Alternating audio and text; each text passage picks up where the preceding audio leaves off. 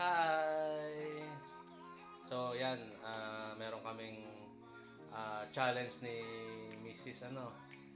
Usapan namin, kailangan magpapapayat siya ng kailangan March 1, nabawasan na siya ng 10 kilos. So, hindi ko na sasabihin kung ano yung aming challenge, kung ano aming napag-usapang pustahan. Pero, yun ang challenge niya. Ngayon, sasabayan ko na rin siya. Pero, pwede ba nating i-twist ang ating pustahan? Pwede bang mag-biggest loser tayo?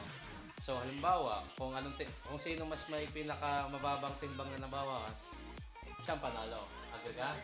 Agree daw, So, ngayon, magtitimbangan tayo, para magkaalaman kung sino mananalo. At ang sunod na gagawin, magtimbang ay sa March 1.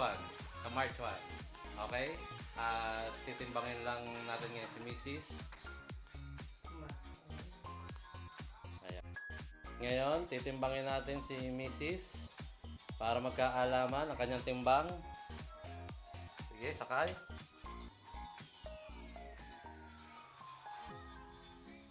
74.7. 74.7.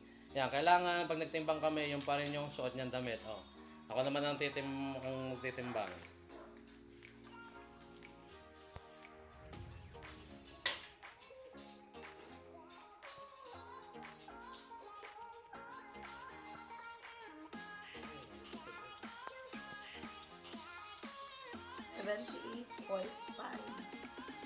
Oh, spot.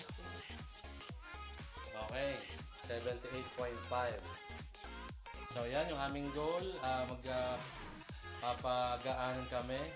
Narinig nyo naman yung aming mga timbang at nakita. Kaya, hintayin natin kung sino mananalo sa amin. Salamat!